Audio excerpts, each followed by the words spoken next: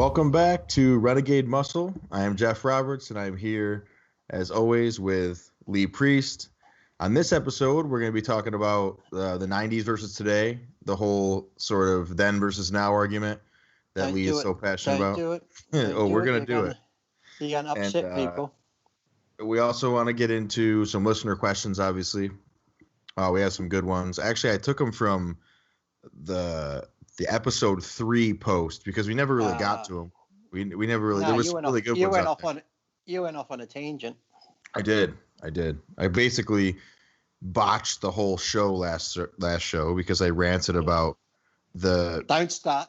All the bullshit that's going on. No, I won't start. I won't start. Don't even give me a taste. Your pre-workout's out of your system, is it? You're okay. You're all right to go. I'm like a shark smelling blood when it comes to that. You've taken no methamphetamines before this episode today. No, I quit because of the last episode. And then if there's time, I do want to get into you living with Paul Dillett a little bit more. We've mentioned it a little bit, but with some more detail. Paul lived with me. He come to live with me. Oh, that's right.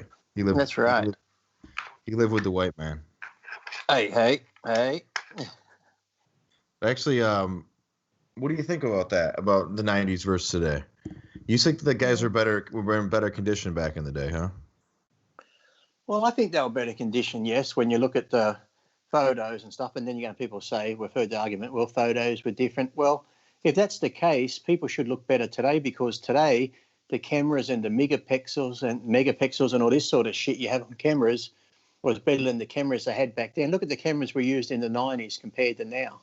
So pictures should be now. Can't say, it was the lighting, it was the cameras that made us look better back then because they were shittier cameras then compared to now. Did we even have phone cameras back then? No, not really. It's just all digital cameras that Chris Lunn would use. So, but I think there was two. Back then, I think it looked better because when you saw the Olympia lineup or any pro lineup back then, some guys, yes, are in great shape today, but back then I think just the depth was more, whereas now you might have a pro show where 2, 3 guys maybe are in fantastic condition, then the rest get a bit softer and bloated, whereas back then, a lot of those pro shows, the top 10 were like all in fantastic condition, so the depth was a lot deeper.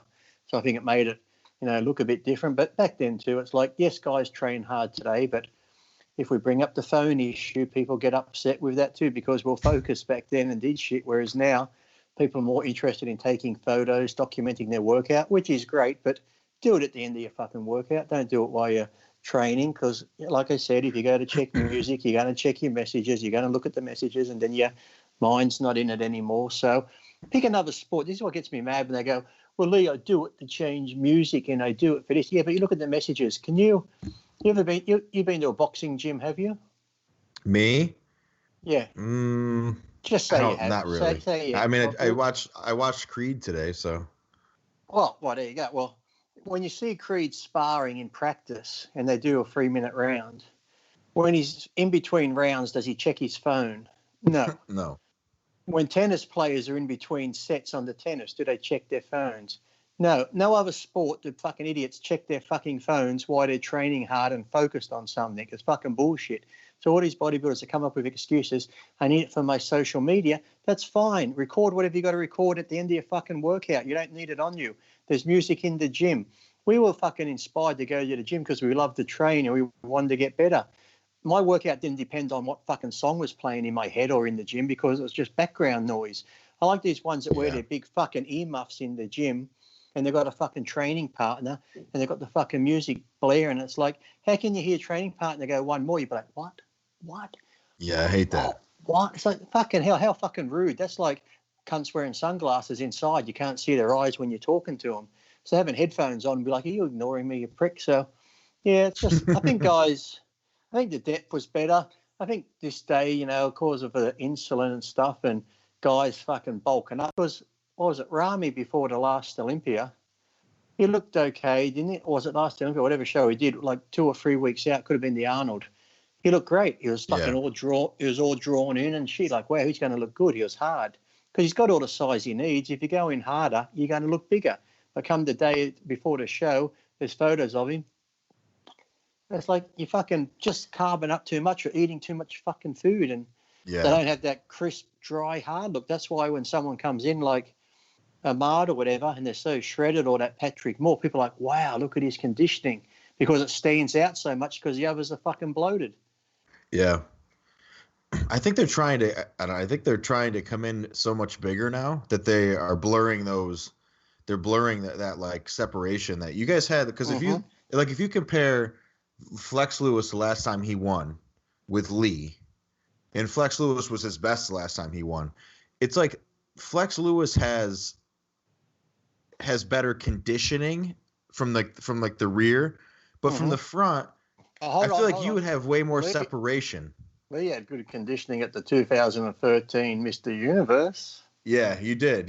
But nobody has. That's the first time I worried about my glutes at the Universe, because I was competing against other people, and people used to say to me, Lee, when you did the IPB shows, your glutes were soft.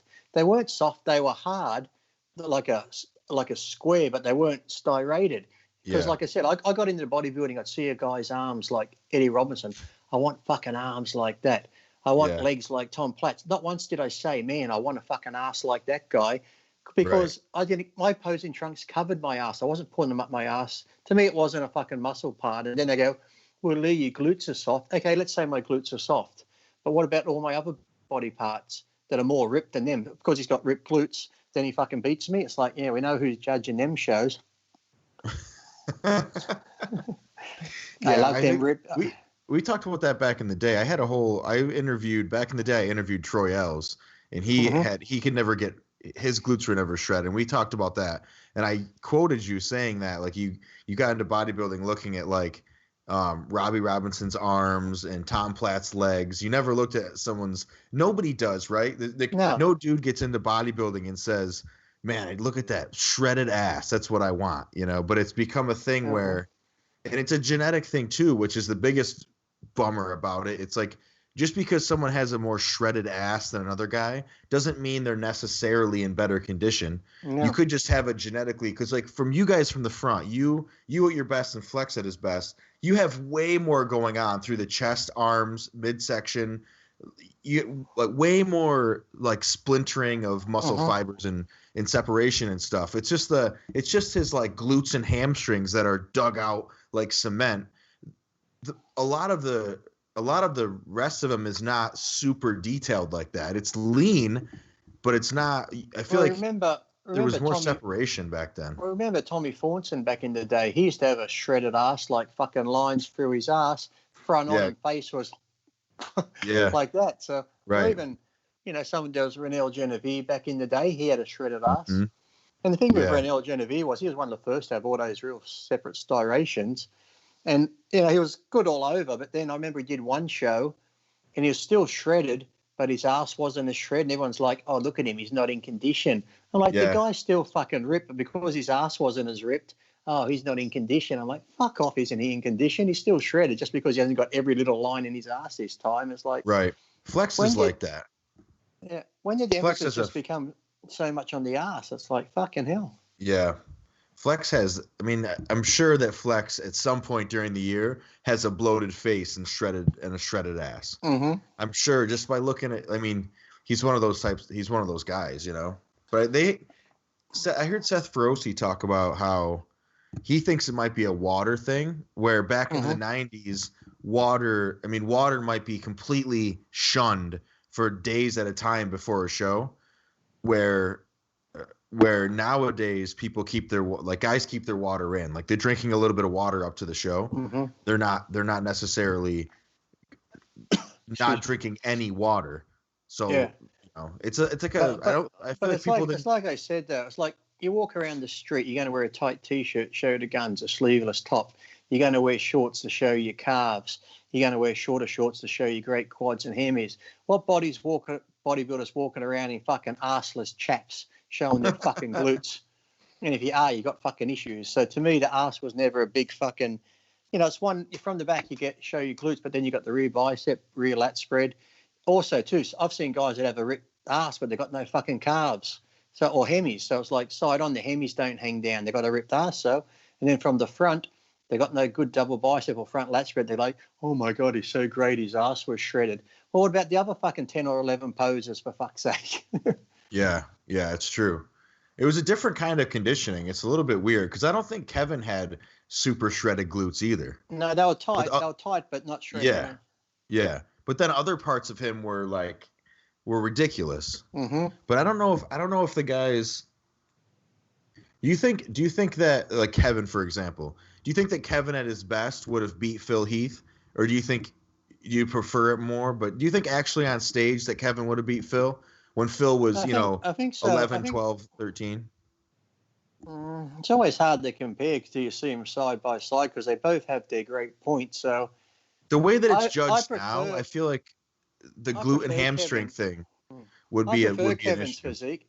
But in the beginning, though, when Kevin turned pro, his first couple of years of pro, remember how big Kevin's quads and hamstrings were? They used to hang down after he won the nationals and shit. He was massive in these delts and stuff. Whereas it's hard to say because Phil has that, rounded delts, whereas Kevin's were round, but they were more also square as well. And when he stood front on with his arms down, Kevin had the triceps that come out like fucking diamonds, whereas Phil's are still there, but they're more rounded look, whereas Kevin was more sort of fucking squared, that hard chisel look. Yeah, so I said it'd be a good contest to see, but it's always hard to compare. But they both have their strong points, so it'd be interesting. But I think that Kevin did have a more like Phil has that very bubbly type muscle, and Kevin had that more like he was more granite looking than Phil. But at the same time, you have Phil is like fuller. And almost like puffier looking, but at the same time has way harder glutes and hams than Kevin does. Well, but Kevin has that like you said, through his delts and chest, Phil doesn't have that. I think the guys now don't have the same sort of detail, even though they're shredded and they have no body fat. A lot of them is like even Brandon Curry. Like Brandon Curry's not loaded with detail. He's shredded. It's not like there's fat on him, but he's not detailed. Thing is too, a lot of them too, like back in the old days when you'd see myself or Dorian or someone, even just standing there, they look like they were chiseled and cut out of stone.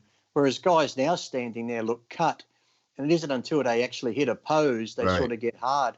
And even when they hit a pose, like you said, they are cut and hard, but yet there just still seems to be that fine layer of water or something under there, like a little bit spongy.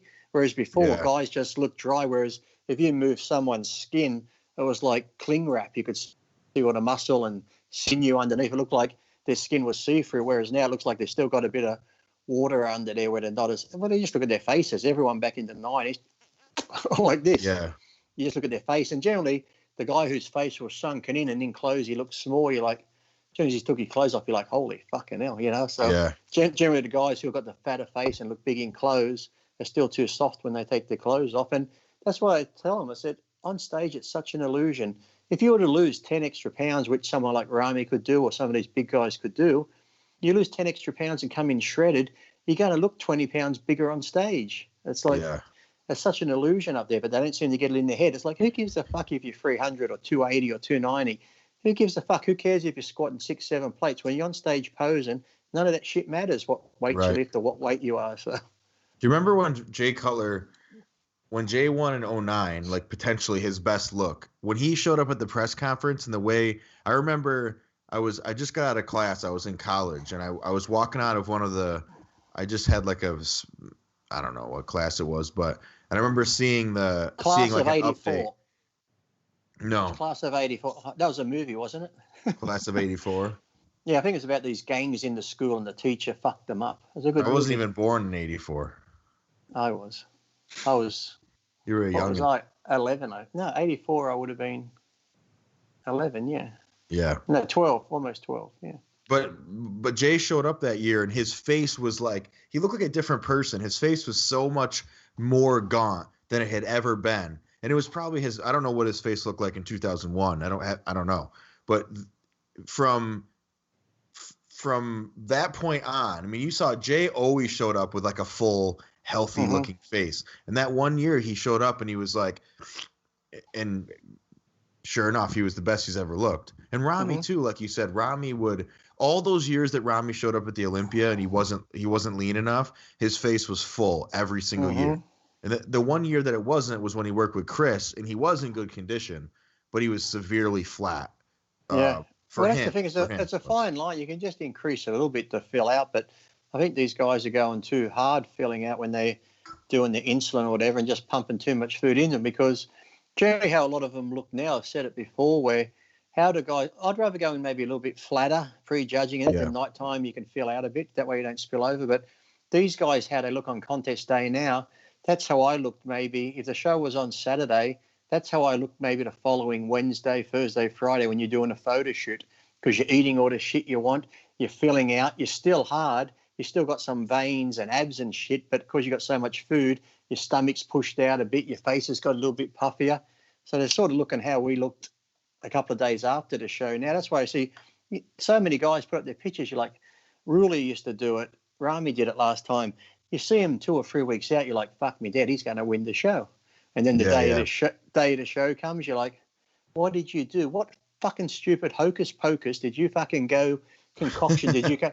Because people have to understand, when you're dieting a certain way over a long period of time, 12, 16 weeks, you're eating food at the same time, you're using the same drugs, you're eating, drinking, this and that. So your body becomes used to that. So you get in great shape. That's why all my photo shoots I did were 2 weeks before contests and stuff. And then this last week, all of a sudden, you change drugs, you add more insulin, you start adding different foods. Your body goes, whoa, hold on, and goes into shock. And then it's like hit and miss. Yeah, you might time it right and look great, or you're going to spill over and look like shit. So if you're looking great a week or two out, don't fucking change anything. Maybe lower your water. The last week, start lowering your water, put your tan on, and just fucking pump up. That's all you got to do. Right. But their coaches go, oh no, we've got to do this, and you better take this, and then add this in. Yeah, how you looking? Okay, we'll take a bit more. You know, how much carbs you've been eating for the last 16 weeks? 200 grams. Well, every meal I want you to eat 600 grams now. It's like, oh, fucking hell. You don't think your body's going to react to that sort of shit, changing it? Right. I think Chad Nichols said that's what happened with Rami at the Arnold. He said he went to carb him up, and he was, I think I heard he said he was shocked at how quickly Rami carved up for such a big guy. Look, he instantly overcarbed. Yeah. Like way quicker than I'm pretty sure that's what I heard. But yeah, I think it probably does have a lot to do with it. The whole last second like fullness protocol. The magicness of those last couple of days. Yeah. Where did you place in 98 when Ronnie won the first time? Were you 5th or 6th? No, I was 7th that year, and it's funny. That's when I had the crew cut, the flat top, and everyone said I was so hard. Like everyone said, that was the heaviest I ever was. I think you were big. 218 at that Olympic or something like that. But everyone said I was in great condition. But after that show, I had a judge come up to me, and they're like, "Lee, you look fantastic, but next year I want you to come in harder." And I looked at him and said, "What do you want? Fucking rigor mortis?" I'm like, "What the fuck do you?" Yeah, that was their comment. I'm like, "Really?" So if anyone looks at the 98 Olympia, it's like, yeah, okay. It's like, I was just as hard as fucking anyone up there. What are you talking about? Yeah. I remember your legs were huge. Well, I think that was the year that I did a couple of articles in MD talking about the politics. So Lee got marked down a bit. Well, there you go.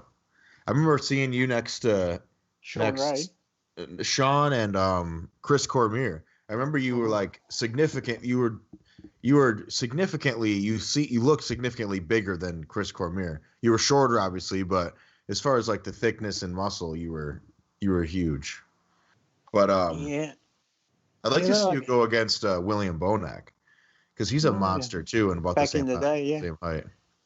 Well, it'd be good. Imagine if, like I said, if I was back then, now it would be a great show. It'd be like good shows would be like me, Flex Lewis, William Bonac, and that sort of thing, where you got guys who were shorter but yet carry that mass. It would be good. David Henry was always great. Yeah, David was always good. Yeah, Dave was good. There was even back in the day, you had Vince Comerford. He was a good short guy with definitely.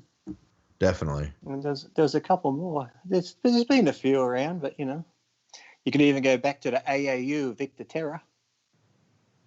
Victor Terra, I'm not familiar with Victor Terra. Even Padilla. When you look at Padilla back in the day, though, he had some thickness on him for a short guy and stuff. Yeah. Like some of his pictures you see of him today, where he's just got those deep cuts, he'd fucking win the 212s today in some shows.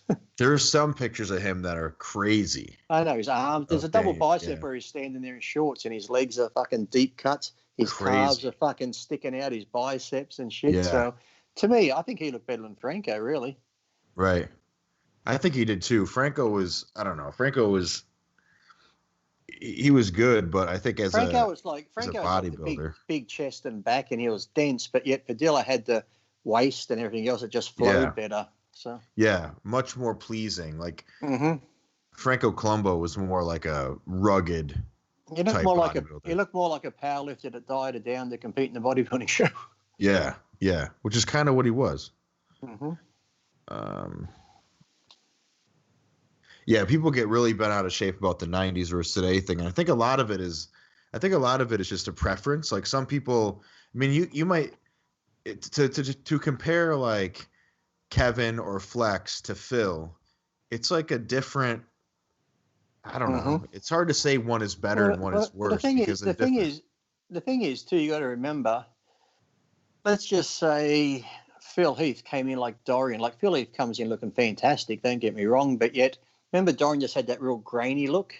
Yeah. So really, if you're competing against Brandon Curry or someone, and that's the best, then really, if you're just comparing yourself to that, well, you know, when Dorian was competing, everyone had to up their game. When Ronnie come in shredded, everyone like, fuck, now we've got to up our game and come in a lot harder. So really, you've only got to come in the same as that top guy without, you know, because I remember Flex used to say sometimes that, you know, if this is, you know, such and such is winning, or if I can win a show at 90%, he goes, why should I kill myself and go 100% and really fucking, you know, kill myself if you don't have to? If you know that you can win on that, then if no one's there, better. But that's the thing, though, you don't know, because you might come in thinking, okay, I won looking like this, such and such, and then say the other competitor, say, got fourth, you're like, okay, say Rami. So people go, well, Rami's big, but he never comes in shredded, so you don't come in shredded.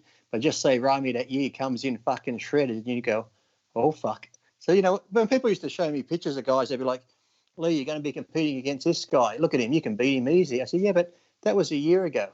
A lot can happen in a year. He might have worked out how to get his shit together. So you can't compare him on last year, because this year, if in your mind you're seeing last year's physique, you get backstage and all of a sudden you go, oh, fucking hell, I underestimated that. So that's why I never worried about how anyone else looked. I knew that if I was going into a show like when I did the NABBA Universe, I never competed in NABBA. Coming from IFBB, I thought, fuck, Lee, if you don't do good in this, you can imagine the keyboard warriors. Ha, you suck, couldn't win NABBA, blah, blah, blah. Yeah, so I figured, you know what, I'm not going to play a size game with some of these big guys in NABBA, like the Europeans are fucking big. So I figured I'm just going to go for conditioning. So that's the best way to go. And same as when I won the San Francisco and I was 199, Chris was 260 and I got second. People thought I was 235 on stage by the way I looked. So you just got to come in the best you can be. Don't worry about anybody else who's doing a fucking show. Just focus on yourself and just come in, you know, as hard as you can be, you know? Yeah. Have you seen another good short guy was obviously Lee Labrada. Have you seen his son recently? Yeah. He's actually put a bit of size on. He's looking good. He's crazy. He looks well, I mean, when I first became aware of him, watching him in like the amateur ranks and stuff, like he was good, but not really, but nothing like super standout. But now he's posting pictures and I'm like, holy shit, guy looks crazy. And before he looked like when he started, he looked almost like a physique close to classic competitor. Like, you know, he had a nice frame like Lee did, the symmetry and nice muscle tone. But now all of a sudden you're like, fuck, now he looks like a legitimate big bodybuilder. He's a beast. Yeah, he's good. And that's from Labrada. That's from Labrada Products, by the way. Yeah, obviously it's from those RTDs, Lean Body. I remember them. I remember when Labrada brought out that chocolate. Remember the fat-free chocolate and ice cream? If you ate too much of it, you'd fucking shit because of the fucking whatever sugars are in it. Fucking hell. Sugar alcohol shit, yeah. Oh, you got shit for the Ivan needle if you ate a whole fucking chocolate bar. Everyone was eating them at the expo when they first come out, and fuck me dead, you go into the toilets. It looked like someone had been throwing fucking meat pies in the toilet. Fucking hell. It was a mess. A lot of that stuff is He brought out a brownie mix, remember? He brought out brownie mixes. Same shit was in that. I made this big batch of brownies. I ate the whole thing. I had the worst fucking stomach pain and cramps in my life. Mm-hmm. And man, when I went to the toilet, poof, it came out looking like the brownies that went in. You know, it's fucking maybe a little bit of extra corn in it, but fucking hell, it was bad. All right, you ready for some listener questions? Hey, what's up, guys? Scott McNally here, and we're gonna jump to a quick commercial break. So I promise that I'll be brief with this. So this week we have 5 podcasts coming out between the new improved drugs and stuff. We have our Road to North Americans, of course, Ron and Dusty are back. And then we have Dr. Scott Stevenson laying down some sick knowledge about HIIT training. And we have our new show, Renegade Muscle, with the one and only Lee Priest, along with Geoff Roberts. I'm recording every single one of these programs. I do all the editing, the art, the MP3, the YouTube. And it takes a lot of time. I'm not complaining because this is definitely a labor of love. I'm living my best life through this, but the only way I can make that work is by somehow getting paid in the process. And that's where our advertisers come in. So guys, if you enjoy the shows, then I encourage you to shop with our advertisers, because I put these advertisers together with our programs because I believe in them, A, and B, because they're companies that make sense, for us. TrueNutrition.com has some of the greatest supplements that are out there for some fantastic prices. I absolutely believe in them. And they basically carry everything that a bodybuilder could use, from health supplements to performance supplements and a lot more. They have basically every protein under the sun, every flavor that you could think of. And they have it all for reasonable prices. So check them out, TrueNutrition.com, and you can use our code ADVICES. And then you can check out GetAZOTH.com, where we also have a link to their Amazon.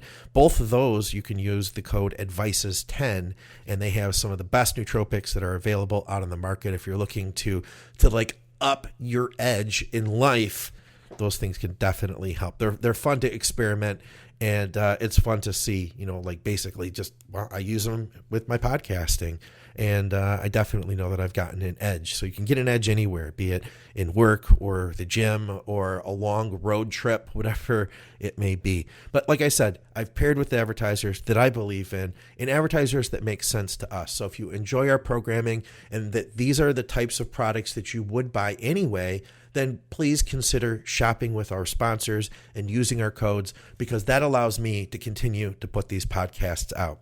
All right, guys, thanks for listening to me. I appreciate it. We've got links in the show notes. Let's get back to the program. All right, you ready for some listener questions? Sure. When you said there's some good ones, does that mean good as in good or good as in funny?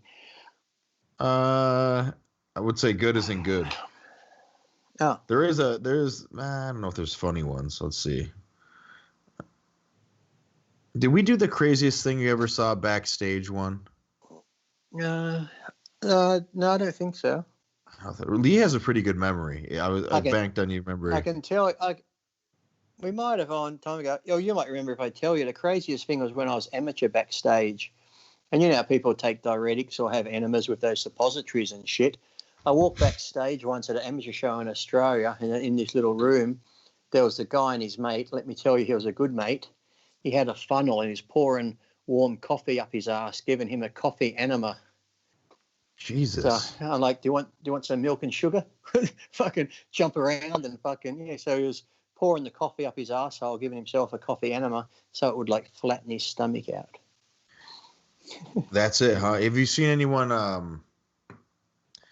You ever seen fights or anything like that, or people? Kamali and Titus would always go at it. They'd be like, at one show, Craig was backstage with Kamali. I can't remember which one it was, and Craig had Oreo cookies, and he just asked if he'd want some cookies. I'm like, I'll take one. And then he looks over at King, goes, do you want one? At the same time, King was taking his shirt off. And he said, do you want a cookie? And so he took his shirt. He goes, oh, fuck, no, you better not eat one. You've missed your fucking peak. So King got all fucking angry. Then a week later at another show, and he's like, how you going, King? Did you get your peak right today? And he took his shirt off. He goes, nah, you fucked it up again. And then that's why on stage they're always pushing each other and shit. I've never seen any fist fights and that, but nah. Yeah.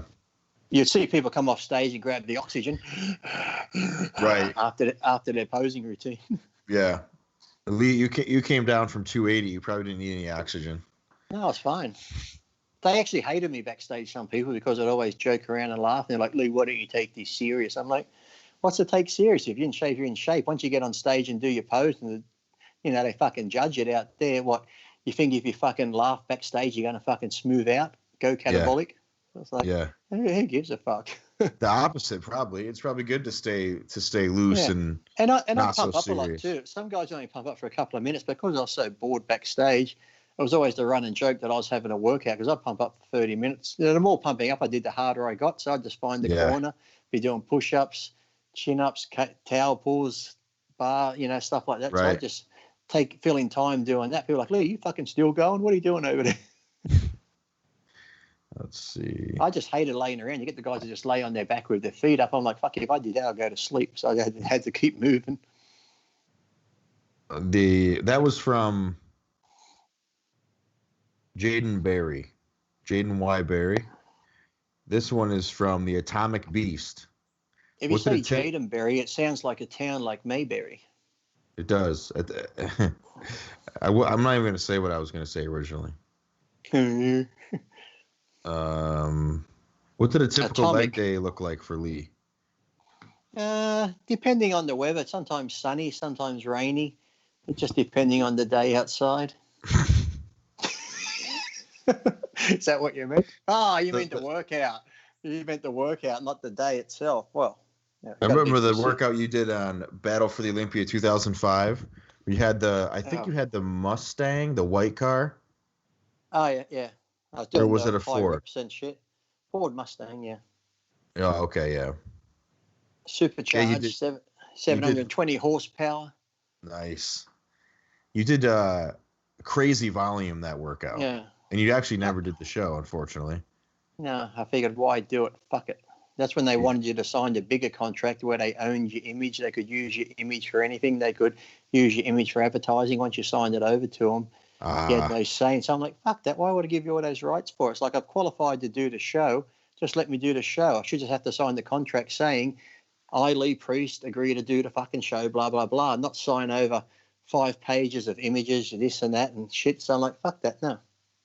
Yeah. So I didn't. Yeah, that was all my leg workouts have been different. I prefer high volume, but then I've done the heavy stuff, lower weights, and then I've done the crazy stuff with Tom Platz where you go to failure. Then he'll make you do negatives and force reps and stuff. But legs are one of those body parts where don't get set in stone that you got to do squats, you got to do this, people got to do squats first, then I got to do leg press, and then I got to do this, and then extensions. I've done extensions first, leg press second, and I've done squats third. I've actually been stronger, whether just that they're warmed up more or whatever. But yeah. I've actually been stronger doing my squats last. So don't get set in stone. Your legs can take so much punishment that just pick some exercises and do them. Doesn't matter what order.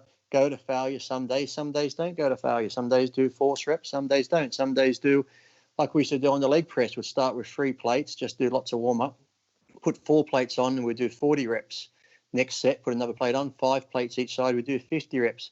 6 plates, 60 reps. So every time we added a plate, we kept going up in reps. So just do stuff like that. Or if you want to start like that, then start coming down, to drop sets. If you've got like 7 plates on the leg press, do like 50 reps, rip one off each side, do another, fucking 30 reps, rip another one off, do another 20 reps and just keep fucking going down. So legs, there's so many variations you can do on them. But the main thing people overlook though is their hammies. Everyone quads, this and that, or they might do their hamstrings after quads, which really, if you're going 100% on quads, you're not doing hamstrings justice doing them after because, you're doing squats, you're doing this, you get the hammies, you go, that's it. That's why you see guys with great quads, but their hamstrings are lacking. So I prefer to do hamstrings either. If you do quads in the morning, do hammies at night, or just do them on a different day altogether because if you're going to do quads first, there's no way you're going to do your hamstrings justice at all. Or sometimes I'd actually do if I did do them together, I'll do the hamstrings first because that would be a good warm-up for your quad. And then when you come to do quads, trust me, your quad's doing all the work because normally when your legs are, your hammies are helping a bit, when you're squatting and leg pressing. Trust me, if you'll fatigue your hammies first, you'll notice it when you go to work your quads because there ain't no play coming from your hammies. Yeah. I know that when you squat, it's a great idea to train hammies after squatting or doing quads, but then you squat and then it's like, oh, time to do RDLs, and you do like one set and your legs are shaking and you're fucked. Or your legs still, your quad's still burning when you're doing leg curls. Your quad's burning more. You're like, it sucks. So yeah, I know that in that Battle for the Olympia, you did leg presses, and I think you did 4 plates for 100 reps and then 6 plates for 60, I think, something like that. You did crazy high reps on leg press. But I know you did 100 reps with, I believe you did 100 reps with 4, and then you put I think you might have done 6 for 60 and 8 for 40 or something. It was insane because you were nursing an injury, and so you didn't want to go super heavy. I mean, you still went kind of heavy, but you didn't kill her tons of reps. I was training at the Golds in Texas, then, wasn't I? Yes. Yeah, true. Yeah. And I had a NASCAR hat on. I remember. Yeah. You were wearing a white shirt. You were huge. Yep. You were huge then too. Because it was a little while out. With my friend Richard, I think. Yeah. Yeah. You had a torn tricep, I think. Oh, the good old days. I think it was my elbow or something I did. I just hurt my elbow doing something. You know, like a tendon. Well, it wasn't torn, but I think I was training with Richard, a friend of mine. Yeah. What did you do? I used to have a funny video actually when I was doing lunges. I have to find it. We used to do lunges at the other Golds where it had Hester's Crossing. They had a big aerobics room, wooden floor. And we'd do lunges with one plate up and down. And then at the end, when I put it on the ground, I'd roll it really fast and then just jump on the floor. And the fucking weight would just pull me across the floor. So the weights are rolling. I'm hanging onto the bar, being dragged across the floor by this weight. It looks so funny. People are sitting outside the room going, what the fuck's he doing? As the bar's dragging me along the ground. Right. You did those. At what point did you squat heavy the whole, like, up until like those years, like up until the 2000s, or did you kind of like stop putting tons of weight on your back at some point? I think the heaviest I would go would be 5. Yeah. I'd rather just stick around 3 or 4 and do 20 reps, 25 reps. And on a good day, if I went to 5 plates, even sometimes on 5, we might do 20. But yeah, I didn't really feel the need to go over 5 plates anymore because, you know, if you're squeezing 5 plates, that's enough you really need for quads and shit. So yeah. Yeah, you did those one-legged Smith machine squats a lot too. With my leg back a bit, I did. Yeah. Yeah, or on a bench even. Sometimes I think you may have done it. Yeah, those were a common Lee Priest leg exercise. They're the ones Steve Blackman said to work your glutes. you put your leg back a bit, and so you're sort of doing the squat on the Smith machine on the angle like that. You're going down on the angle, so it hits your glutes. Right. There's another video out there of you puking training legs, I think.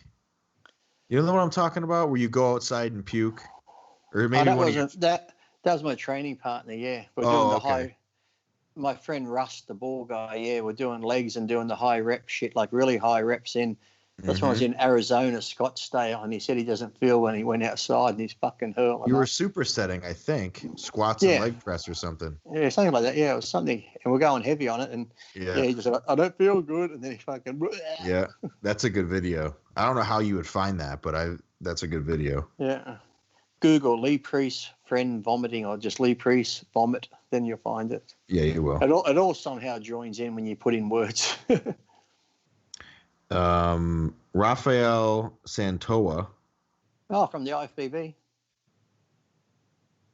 Yes. I'm sorry, Lee, I banned you. Is bodybuilding killing bodybuilders? That's his question. Thought that was a good question. No. Yeah. Because you got to look at it. The amount of people that do bodybuilding and fitness around the world. Yeah, we hear of people that die but who's to say they wouldn't have died anyway? I don't follow other sports, but I'm sure if I followed rock climbing, there's probably a couple of deaths every year from rock climbing. I'm sure all extreme sports have deaths. And you have to remember, whether you're a rock climber, hey, kitty, rock climber. I know, just joking.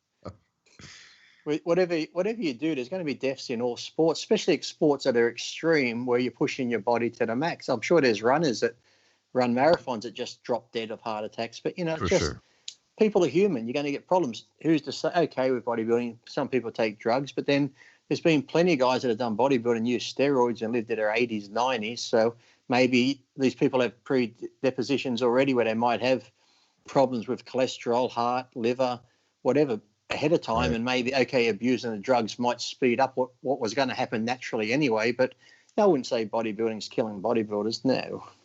Yeah, I think it's a unique situation where people who who are reckless get into the sport and do really reckless things with what they're taking, or people who suck at the sport think that they can be good at the sport by doing a bunch of reckless things. And I think it's kind of unique in that sense. I don't think that people who play football are not, if you suck, kind of.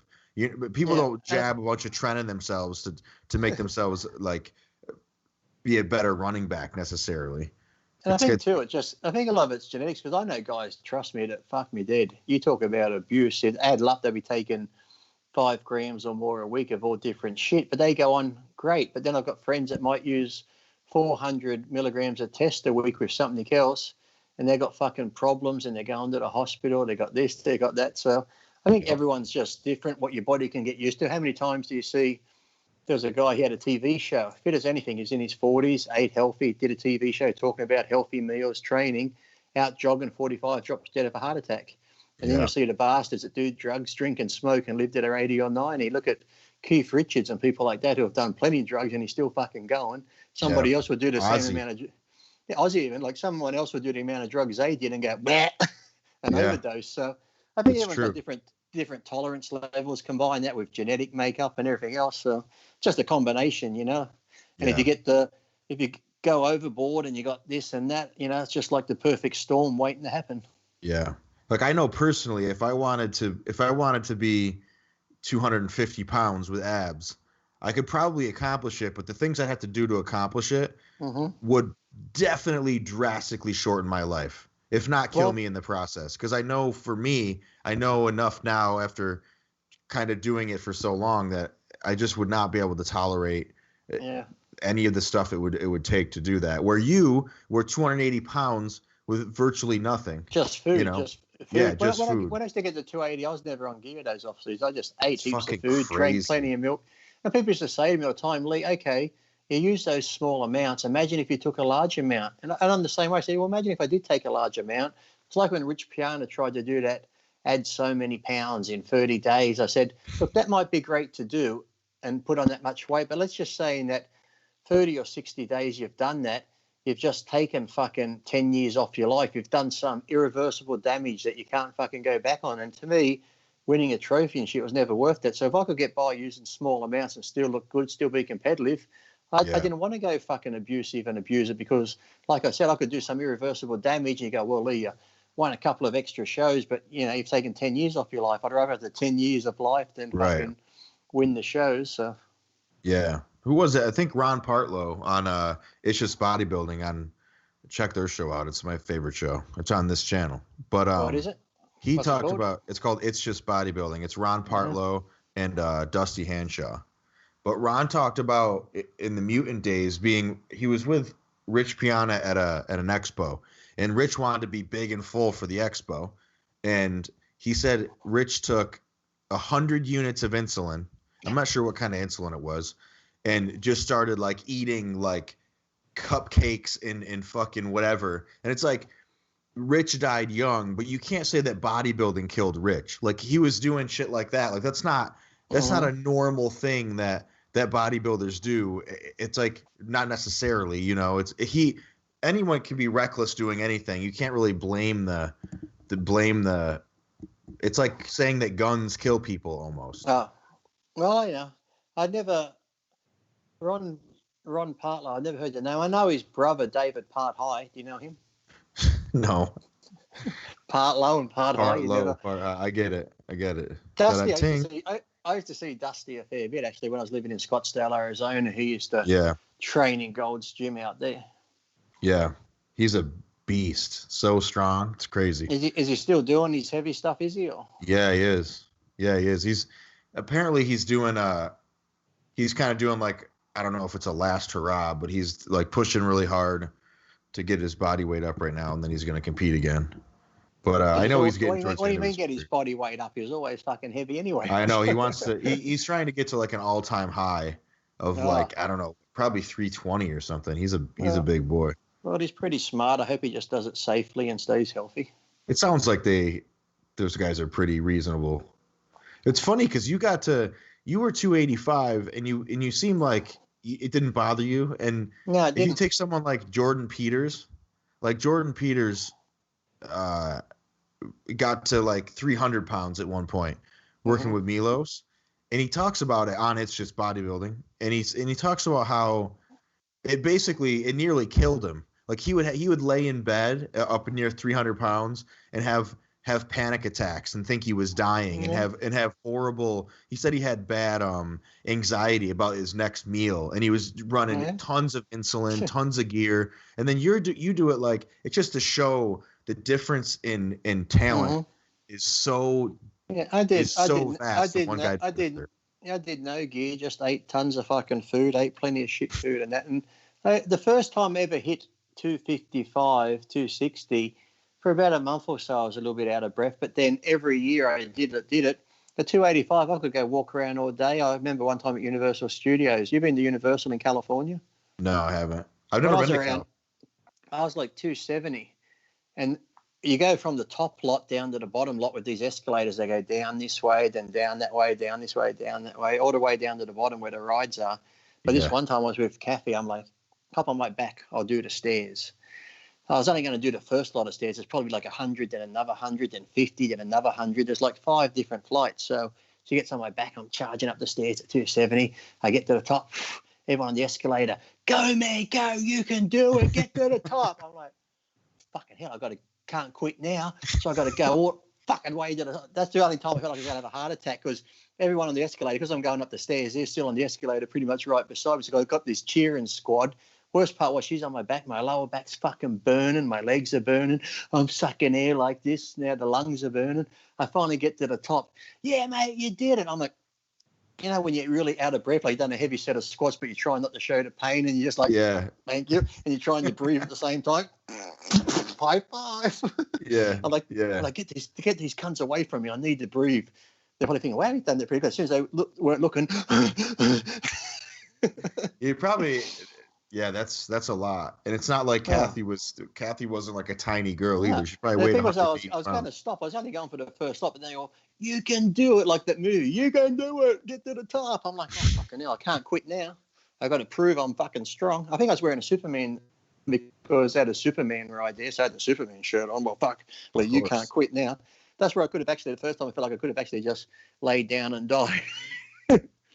Speaking of Superman, if you ever Google Universal Hollywood, just see if you can find the stairs there and the escalators. You'll see how many flights of stairs are going up. I was like, fuck. Maybe Scott can put that in at some point. I doubt it, though. Well, I'd be on there somewhere. Yeah. I have to tell him. It was a dumb idea, trust me, because, you know, when you just think it's like when you're driving somewhere and you think, oh, the road's going on, then you get over the hill and you see the fucking road going on again. That's what it's like. I get to the top of one flight and I look up, oh, fuck, there's another flight. Get to the top, look to the left, oh, fuck, another flight of stairs. I'm thinking, it didn't seem this long when I came down on the fucking escalator.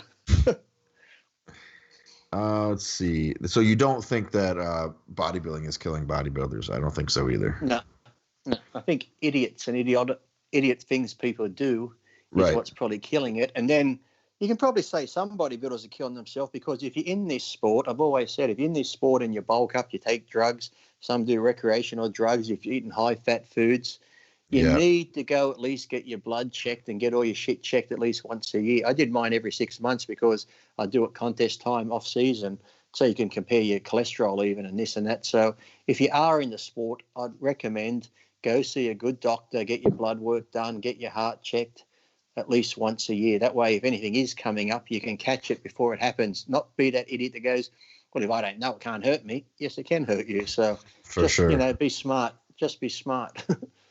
Did you ever have any blood work result during your career that you weren't like totally happy with? No, occasionally. The only thing that was really bad, I wouldn't say really bad, but would go up a few points was my cholesterol because I've eaten fucking all the shit food known to man. What'd you eat yesterday before these blood tests, Lee? Oh, Kentucky and bacon and shit. So, you know, maybe chocolate. It's a little high. Yeah, that's not a bad trade. But then too, even with the kidneys or whatever, sometimes your readings would be high. But I'd see a sports doctor, but that would be a normal level. Say like a normal. Let's just pick a number. Say 80 for a normal person is where different levels are meant to be in the liver. Say mine's 300.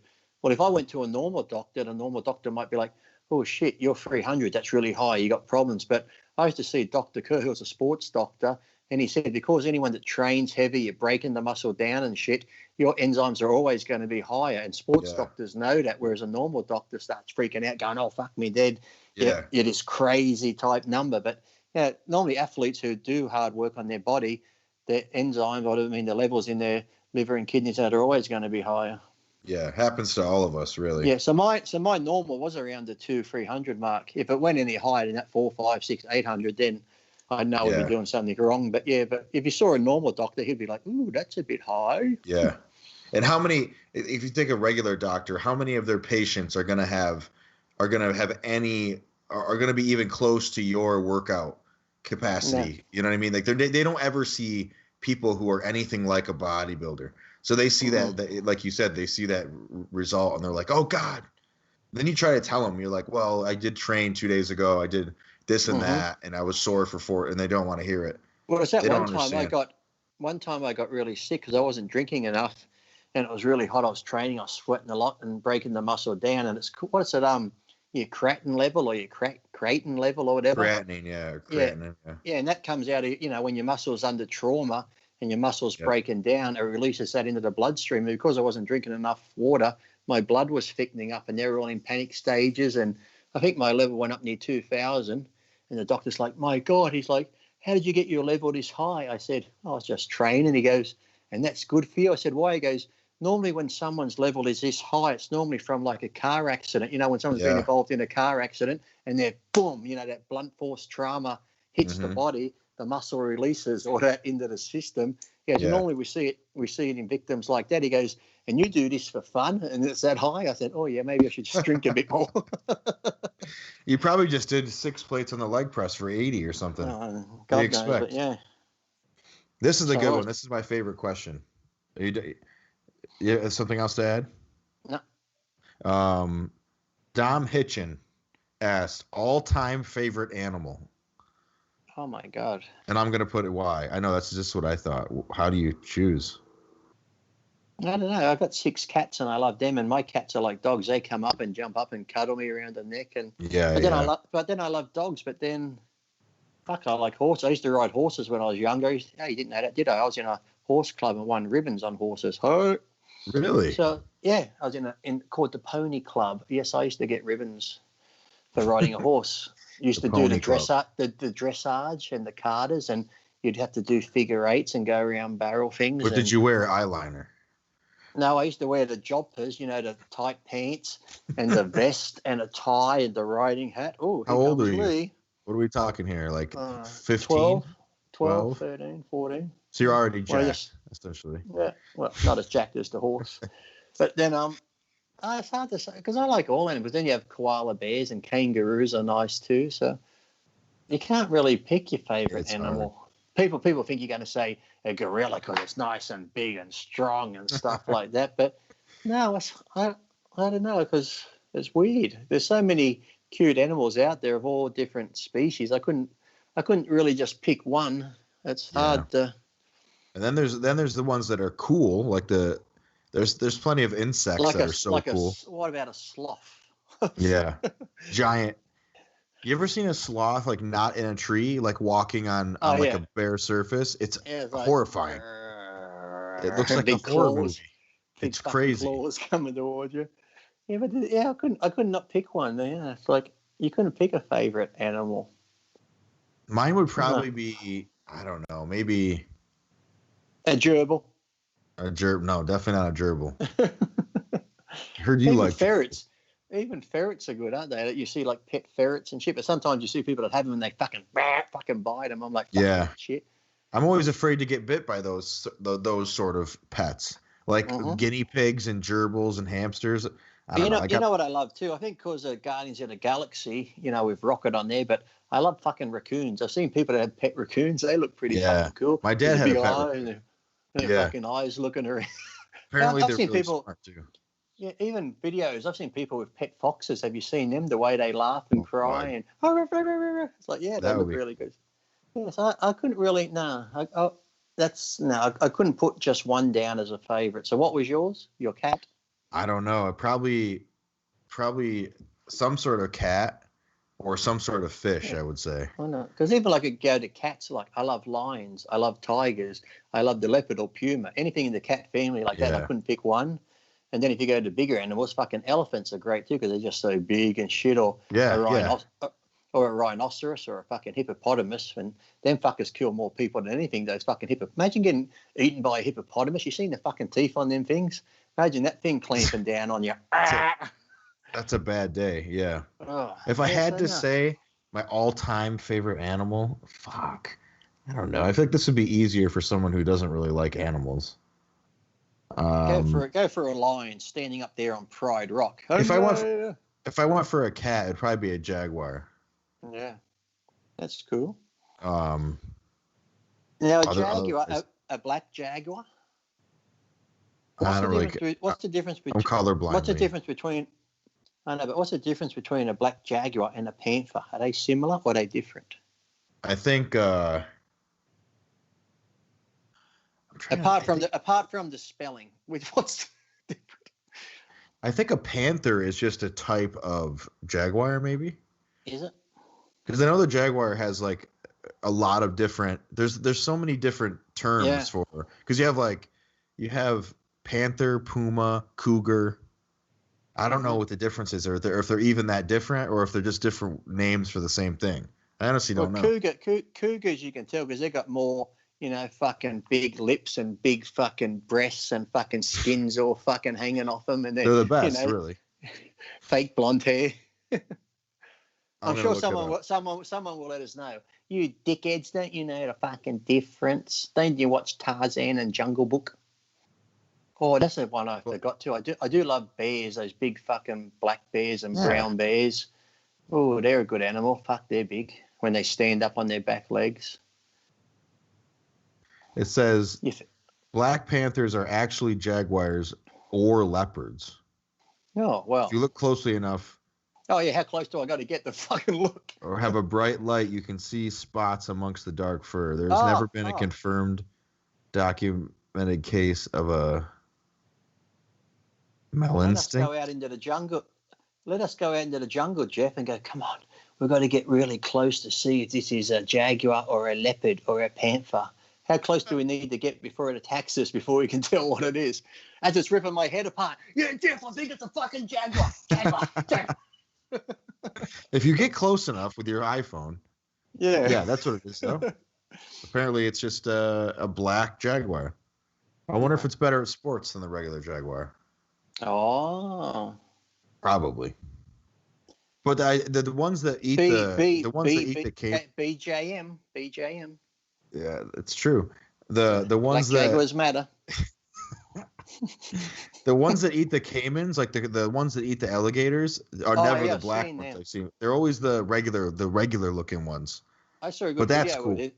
I saw this good video where a caiman went to grab one, it fucking latched onto the fucker and he just pulled it out the water. It's crazy. That thing's probably going, what the fuck? This isn't meant to happen. Yeah. Any cat that preys on alligators, I think that's got to be my favorite animal. Or it's the fucking retard of the family and just doesn't know better. Told you to stay away from the water, son. I try to think of what yours would be. I don't know. A cat maybe, or a koala bear. Koalas are too sleepy. They look cute and stuff, but they just sleep all day because the eucalyptus drugs them out. But nah, yeah, I wouldn't really have one because I love dogs too. Dogs are good if you got a good dog, and right. But there's so many animals in the wild that I love. So it's like too hard. But I do love the big bears. When you watch those documentaries of the big bears in Alaska and shit, and they're down by the river, or even a polar bear, I love them. But then I like different types of fish. I love watching the orca killer whales in the Arctic and shit and stuff. Orca would be high on the list. They're probably top 5. Orcas you ever watch that movie? Ever watch that movie, Orca the Killer Whale? Mm-hmm. Watch it. It's very good. It's an older movie, but it's almost like Jaws. These fishermen capture this orca whale and they string it up on the boat, and when it's up there, the baby falls out and it dies, and they throw it back in the water, and the father orca looks up and sees them, so he starts stalking the boat the whole time and killing them off one by one.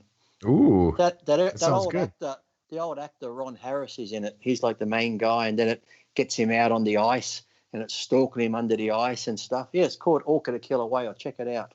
Huh, that sounds good. I saw today at the grocery store there was a magazine. Let me guess. Some bread. I did see bread. Before we go on, I want to mention this too. And then you mentioned grocery store before you go on. My mum went to the grocery store yesterday, and I had a friend go to another one close by. Coles and Woolworths, they're out of toilet paper again because they said a second wave of COVID could be coming.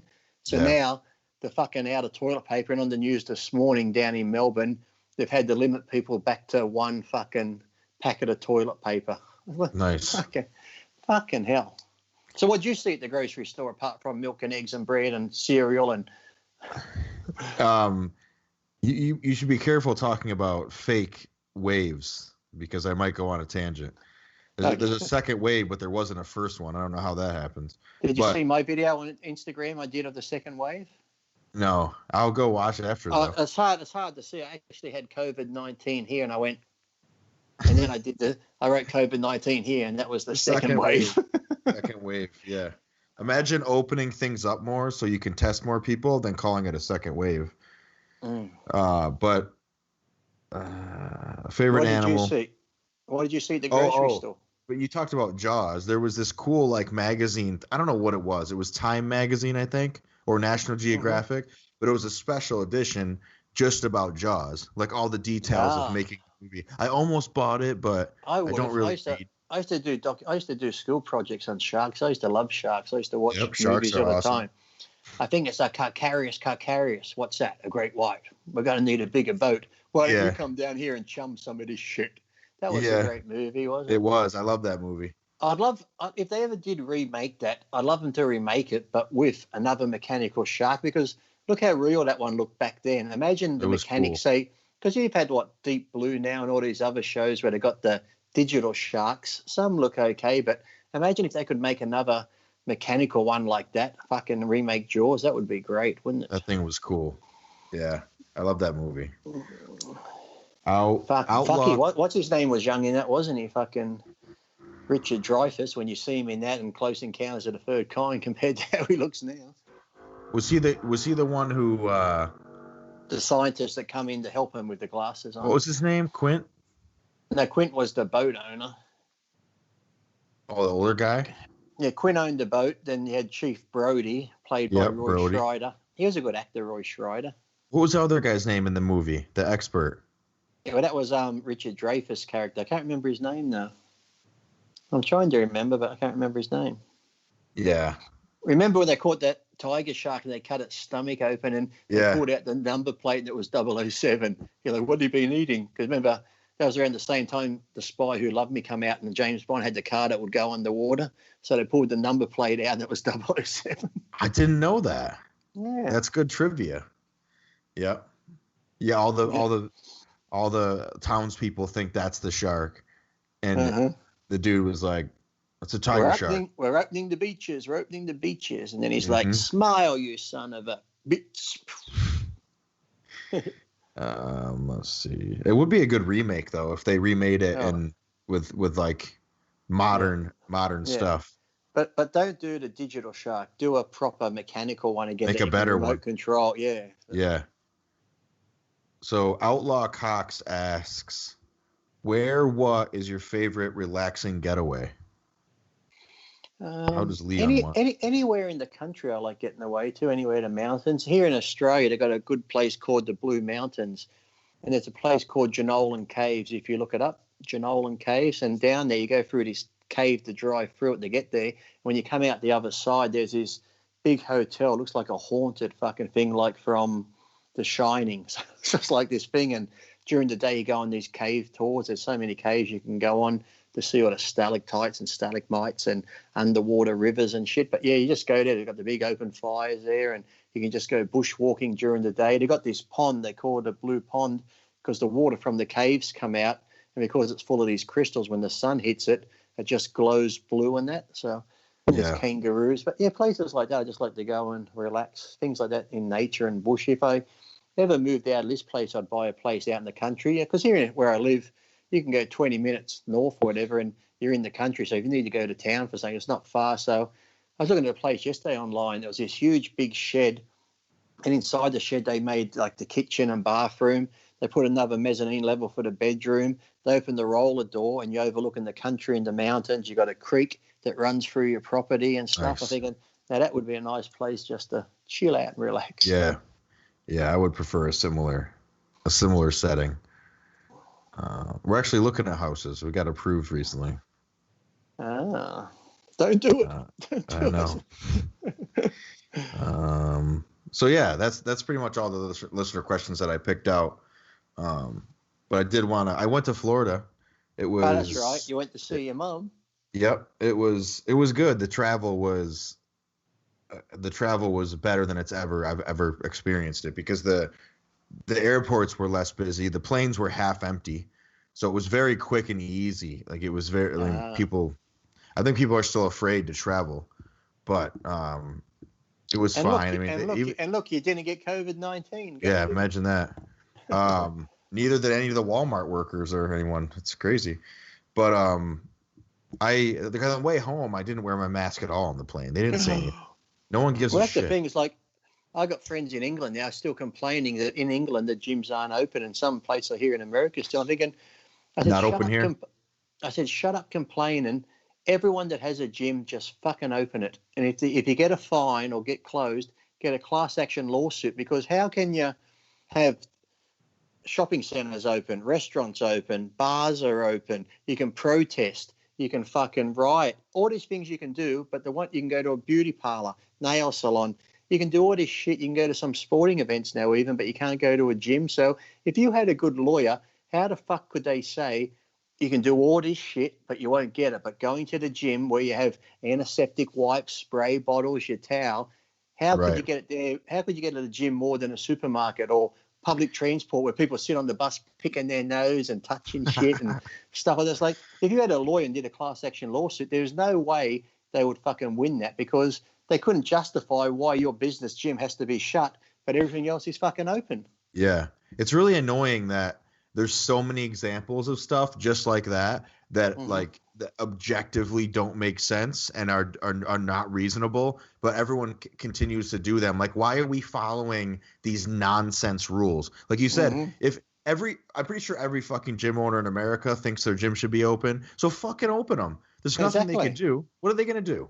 What are they going to do if all the gym owners just open? Like, it's up to us. It's not up to whoever's running shit. Come on now. And here's an idea. If you are worried about getting COVID by the gym being open, don't go to the fucking gym. Don't go. It's that easy. It's like, I don't get it. Like I said, if you had a good lawyer, you do a class action lawsuit, they wouldn't hold up, because how can you say, well, you can go to the store, you can go to the pub, you can go protest with thousands, but if you go to a gym with 20 people, you'll get COVID. Fuck off. That's like, especially if you do limited capacity or whatever, which is ridiculous anyways, because again, it's just ridiculous. But when you think about it, for people's health, mental health and shit, they should be fucking open. What's the problem? Yeah. How many times do you go to a grocery store and, okay, they say they wipe them down, but they probably don't. How many times do you grab a shopping cart that someone's probably had during the day and touched and doorknobs? And it's like, but you can't go to a gym and do a set and wipe your bench down with fucking antibacterial stuff. Yeah. Oh, by the way, I'm going to be bringing out that new company that sponsors me now, the Abundant Health. I do that like magnesium drink thing. It helps you sleep and helps inflammation and stuff of your joints. Yeah. They're going to bring back the old, remember the good old liquid chalk?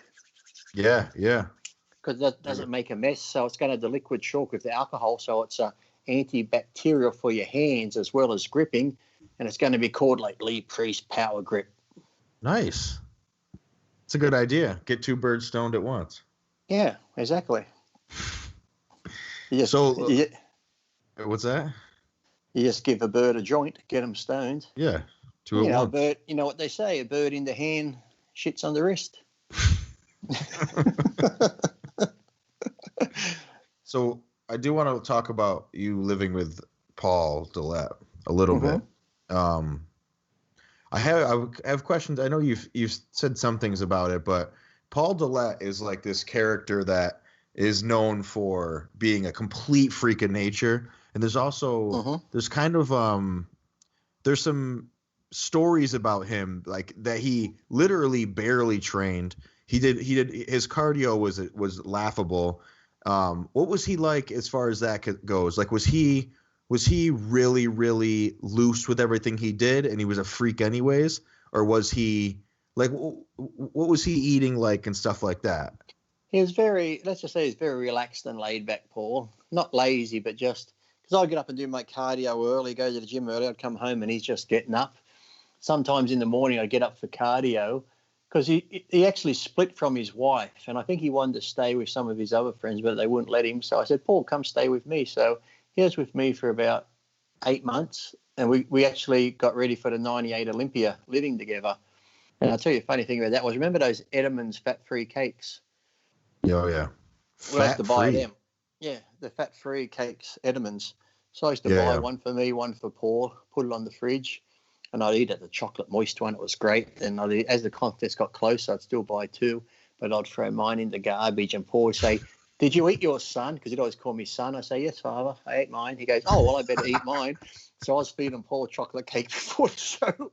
I would eat mine. So, but then some mornings I'd come down because he'd eat it like it. Ronnie had have all his chicken breasts and sauce.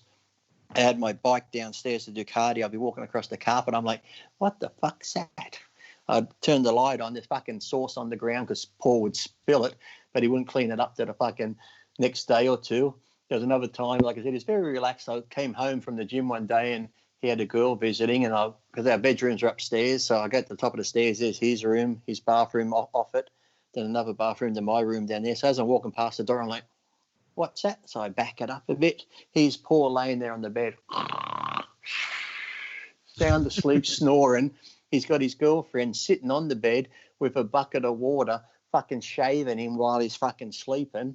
I'm like, oh, God. Fucking hell, I've seen it all now. That's awesome. And then after the Arnold Classic one time, he must have been 98 because he was with me for the Arnold up to the Olympia.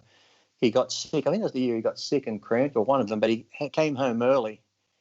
And then I was talking to his girlfriend. She's like, oh, Lee, you wouldn't believe it when I got there. Because he got home one day, that sick, he fucking threw up everywhere in the bathroom, but he didn't clean it up. He left it for her. So she came a day or two later. It was interesting. But Paul too was sponsored by Body Alive and Hot Skins at the time. Yeah. And he had the nice Mercedes. I had the 850 BMW, and he had like the 2-door slant one. So he would park downstairs and he'd go to his trunk after a workout, and that he just like whatever sweaty clothes he had on, he'd just throw it in the trunk and wouldn't wash them. And then at the end of the week, he'd just toss them away and go back to Body Alive or Hot Skins and get some more clothes rather than do laundry. He'd just fucking. Did you know that? It was always entertaining. Then getting ready for the 98 Olympia. And this is true. I can actually say Paul didn't take anywhere near what people said. The most taken growth, I think, it takes 6 to 8 IUs a day. The one time he took 16, I think, because it was in the thing. It's like he had a 1 pin left. He goes, oh, fuck it, may as well take it all at once. But I can tell you now, I would do, that's when you do like Winstrol or Stanozol every second or third day. Yeah. I had my coffee table, it had a Superman bowl on it, would load our syringe up and sit it there. He's like, you going to have yours today? I'm like, I can't be bothered. And he'd sit there for 3 or 4 days. We wouldn't take it. So we never really regimented on taking gear. He didn't take us anywhere near what people said, because I'd see him take it every day. People go, well, he took more when you weren't watching. I said, fuck off, he'd take it there in the lounge room. But he didn't like doing too much cardio. He actually preferred clenbuterol. So I'd come home, and even if it was a bit cool outside, I'd come in. He'd have the air conditioner cranked up. He'd be sitting there with the towel around his neck, sweating. He goes, ooh, I think I took too much clenbuterol, son. I'm sweating. So damn. Yeah, it was always fun times, entertaining. Did you notice? Were you at any point when you lived with him? Were you ever like, damn, this guy is a freak, or did he seem kind of like an? I think when I first saw him in the gym, like when I first started going to Gold's, I'd see him in the gym with those, I think, Perfetto clothes, those Perfetto clothing, the skin tight tops, and you see his delts and his fucking arms hanging out. But I think it's like anything. After a while of living together, it's just like, it's Paul. So I just get used to seeing him. That sort of, once you see someone every day, it's just like, okay, that's Paul. But then if I saw him at a contest or in magazines, I'd still sit there and go, oh, fucking hell, look at his arms and shit and this and that. So, or if he was like getting close to the show and he had his tights on, you see, because for a black guy, now that's not being racist, but he had great fucking quads and hammies and fucking calves. He had like crazy. A lot of some black guys might have good quads and hammies, but no calves. Paul had the fucking complete leg development and everything. Mm-hmm. So yeah, it was like fucking incredible. Yeah, his legs were nuts. It's funny. Body Alive, you mentioned. Body Alive is a gym in my hometown now, owned by Bob. Is it? Yeah.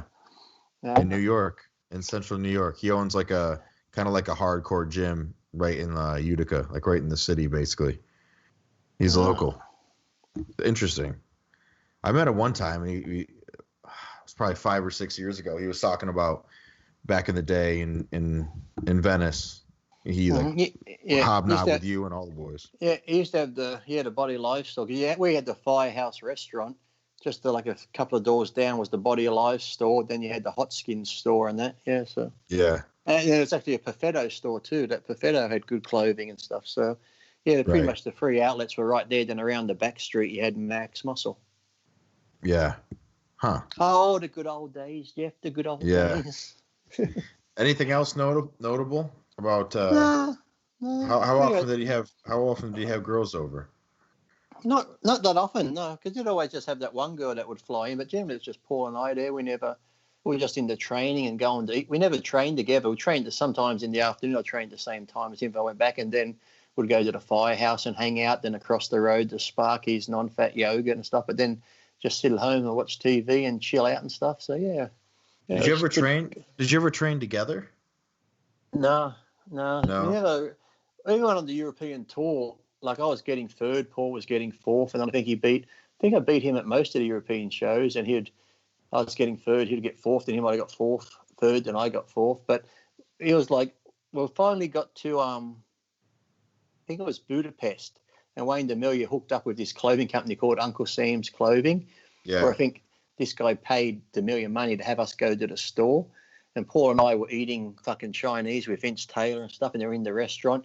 And like, come on, guys, you got to go downstairs to the bus and that. Paul's like, oh, I don't want to do this. He goes, son, let's not go. We had 2 pro shows left to do. Let's not go, son. I said, okay, let's not go. So we're just sitting there eating.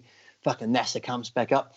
Wayne says you must get down on the bus. Paul says, well, I'm not coming. So we didn't go. So let's just say the last 2 shows, I think I got 9th at one. Let's just say our placings went, You just ended up going and eating whatever the fuck you wanted. Yeah, well, it started in, I think, when we finally got to the 4th show in England, we're like, fuck this dieting shit. So we just found a Hungry Jack's type thing and started having hamburgers. And Milos at the time's like, what are you guys eating? We're like this. And Milos, we're still beating Milos. And Milos is like, oh, fuck, so he's taking more diuretics. And he's getting mad because he's taking more diuretics. And in Helsinki, it was like me and Vince Taylor and Paul found a good Chinese shop. So now we're eating Chinese. Milos is still eating chicken and rice and diuretics, and we're still beating him. He's like, what the fuck? And then at, I think it was Budapest, where we got to this restaurant. They made us chicken and potatoes, but it was sort of like fried chicken, but we still ate it, and some boiled eggs. So Paul and I and that were like, let's have some chocolate cake. So we had chocolate cake, and we're like, hey, let's send NASA a piece. That'll be funny. So we had the waiter, can you take a piece of chocolate cake to that guy over there? Well, fuck me. NASA did not find that funny. NASA fucking stands up. Who did this? Who did this? Who sent this to me? You think this is funny? I'm trying to diet. And Paul just fucking start cracking up laughing because fucking NASA lost his shit. He must have been on the edge where he wanted to eat something, but he couldn't. So as soon as his waiter puts his big piece of chocolate cake in front of him, fuck, he lost his shit. Who sent this here? This isn't funny, guys. Nasser was the best. I wish he was still around. Imagine having him on the show. It'd be great. He's funny. Well, I remember backstage at one of the Mr. Olympias. It could have been the 98 one. We did the P test, and then we came back at the night time. He's like, Lee, come in the pump-up room with me. Come with me. He wasn't racist, but he goes, come with me. Stay away from them black people. Come with me, Lee. That's what he said. It wasn't racist. But before we went into the room, all our piece samples are outside the room. It had the names on, Lee Priest, Flex Wheeler, Ronnie Coleman, because I was testing for diuretics and shit. I said, hey, NASA, let's put Lasix in everyone's fucking piss sample apart from ours. Let's just see if this fucking test is real. And we just started laughing, but we never did. But this reporter's backstage. She goes, so I just want to ask you a question. Do you eat a lot? Do you eat much? He just fucking flips out.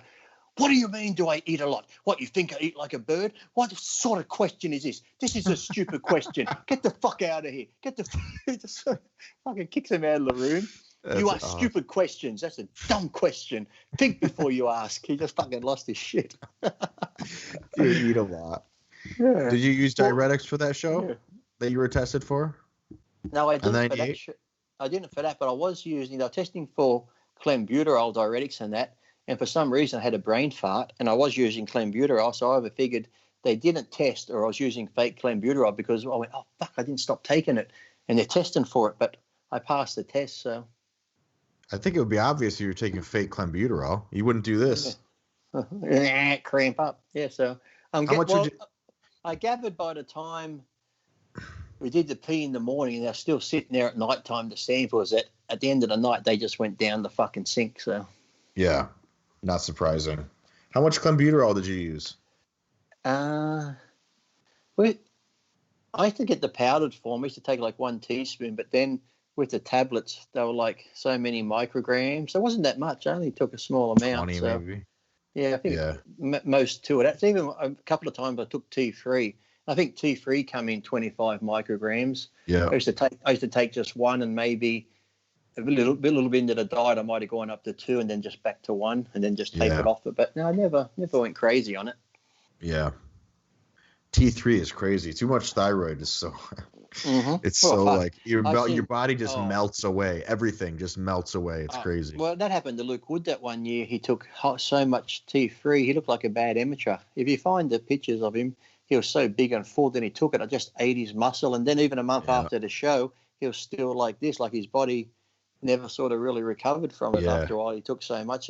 But fitness girls were the worst. I remember Alfie Newman, when I was dating Laurie Donnelly at the time. Alfie Newman was competing, and she took so much of that I think when she stopped, she just went woof, like her body had shut down, producing its own level. That a lot of people, if they take too much, have to stay on it for life because they've shut their own thyroid down by taking too much. Yeah. And a lot of girls did that. What was the most weight you ever gained in a rebound? Like in like a few days? So I never went crazy. I'd eat like a lot the night of the show. I remember after one Ironman, it was Mike Christian's birthday. So we went back to my apartment and we had cakes and everything, big birthday cake for him and ice cream cake and all this stuff. I ate that much food. I was laying on the bed like I was going to fucking die. Like my stomach was like this. And my girlfriend at the time just patted my stomach and said, don't you dare touch it. And then I started, how's this though? Because when I throw up, I nearly always, 97 Olympia, I still had like busted eyes. I got food poisoning. And when I throw up, every bit of red in my eye goes red. I just bust the vessels. And but this time I was that fucking full. I'm like puking. My girlfriend standing behind me. She's like, oh my God, because I'm going like that. The pressure so hard. The back of my head split open. What the fuck? Yeah, the back of my head, just down here, it's on the base of my head. Because I'm like squeezing so hard. It just went, and there's like, fuck, blood. So that's the sickest. Holy shit. But I only have that one night. But generally the next day after a show, I go back to, I used to always just gradually, I'd always do that, go out and buy, I'm going to eat this after the show, I'm going to eat that. I'd have a fucking spare room full of chocolates over the bed and cookies and shit. But once the show's over, you don't fucking want it. Just because you can't have it, I'm going to eat that, I'm going to eat this. But then I just went back to normal eating. I generally go back to having like eggs for breakfast and then some fruit salad. And I would slowly introduce bad food into it rather than just go boom. I've had friends that put on 20 pounds in like 2 days and they can fucking push your thumb in their ankle and they're that full of fluid that, you know, some guys go to the hospital because they put on that much water weight, the fucking old ticket. I've seen that. That's like, guys will have like a muffin top. Their sock will create like a muffin top of like ankle and you're like, dude, that is fucking horrible. I know. Yeah, that would scare the shit out of me. Push your finger in, it's just this big indent that doesn't come out. It's like memory foam. Even after the 2006 Ironman, I went to, there was a restaurant in Pasadena with Lonnie Tepper and a few mates and stuff. We went down there and I think I just had some spaghetti and meatballs and some garlic bread. The worst thing I found that affected me after a show was because you take a diuretic and you're that sort of dehydrated. I could eat and sometimes I would never have a problem eating a lot of food. But the second I started adding fluid to it, or give me a milkshake, give me water, it seems like all that fluid just went into the food and went. Once I put fluid in there, it's like my fucking stomach expanded. At the time, I ate 36 Krispy Kreme donuts. 36. Because they were fresh and soft. You can just keep shoving them in. But I was okay. Once I had a drink of milk on top of it. 36 Krispy Kreme donuts. That's pretty good. Yeah. Well, you know, when you get them when they're soft, they're just like mashed into nothing. Yeah. They're so soft and. Right. Yeah. They go down like nothing. What are you doing? What are you doing now? Are you still getting leaner? You're on your way back up? Just staying where I am. I just stay where I am now. Like yesterday, I had 2 GM-filled donuts, some ice cream, but then I just do cardio. So I'm just keeping it where I am by doing a bit of cardio. You know where I used to make myself sick was at Columbus, Ohio. The day before the show, I'd always go to that mall, and there's the fucking Cinnabons. I'm like, oh my God, Cinnabons. So I'd buy a box of Cinnabons and buy 3 things of the extra fucking icing. Nice. So as soon as prejudging was over, I'd heat it up in the microwave, pour that icing on top, and fuck me dead. You've never had a sugar rush till you've eaten like 4 of those big fucking Cinnabons with that extra icing on top. Yeah. I go back to the night show at the Arnold. I get the best fucking pump ever. I'm like, woo! Yeah. That's why people say, Lee, why are you pumping up so much? Well, fucking, I got energy to burn here. Yeah. Got to get through it. Got to get through it all. But Cinnabons, you can't beat them when they're fresh and hot. Oof. Right. And especially when you get right to the center of the roll where it's nice and soft and squishy and got lots of cinnamon. You put the icing on it. That's true. I haven't had a cinnamon bun in way too long. No, you should have one. I know. Maybe I'll have one tomorrow. Send me a photo. But what I will. Well, Lee, that's all I got. What do you? Anything else? Anything else you? No, that was pretty good. Thank you very much. There's no. I almost threw you when I went on about the COVID in the gyms. I knew you were biting at the bit, but you controlled it well. Yep. I'm very proud of you. I'm proud of you. You held back. Yeah. I have to show more restraint. Don't start. Just let it go. I won't. I'm gonna let it go. It does drive me nuts, but yeah, that's all we have. I mean, next time we're gonna put a Q&A up, and we'll do like I don't know what the word is. The Q&A will be more time accurate. It'll be right after, because these questions were from several weeks ago, probably. Oh, then people are sitting there going, "Fuck you, cunt! You didn't answer that's my question." Because I cocked over the last show. Mm-hmm. But yeah, that's it. Comment, like, subscribe. How hard is it sometimes? You think where you get callers to call in? Is that hard to do, or? You have to ask. Oh, because that's live, isn't it? That'd be pretty much a live show, wouldn't it? Yeah. Well, you could still do it, and then. Or you could do it maybe if you said ahead of time. Listen, we want to get a few people on, but what you do is maybe if they have Skype, they send their Skype name in. Yes. And then you could just call them on Skype while we're talking and add them into the conversation. Say, this is the show. This is the day the show's going to be on. Let them know ahead of time. You might get some loonies, but hey, it'll be funny. Yeah, it'd be funny. Let us know. Let us know. Yeah. If you guys pick 3 people. Yeah. Let us know if you guys think that's a good idea, and you know. Or instead of Skype, do we have to go to Zoom? Because everyone's using Zoom, Geoff. Yeah, it's Skype. I know. Skype. So yesterday, we're using Zoom now. Yeah. we talked about it. Scott and I talked about it in the beginning, but it turns out Skype is a better I've always option. used Skype, but it just seems like Zoom. Zoom came out when COVID came out, so I think by downloading Zoom and doing Zoom, they're watching you. Yeah. Don't go to Geoff. Let it go. Let it go, Geoff. Don't say anything. Let it go. It was just an observation I brought up. It's not for discussion, okay? Let it go. If that's the case, then Zoom probably wouldn't be too happy with everything you say. It's like I'm throwing that line out to Geoff. Yeah. You got me. Fucking. But all right, everyone. Thank you very much. For Lee Priest, I'm Geoff Roberts. Renegade Muscle, episode 4. And we are out.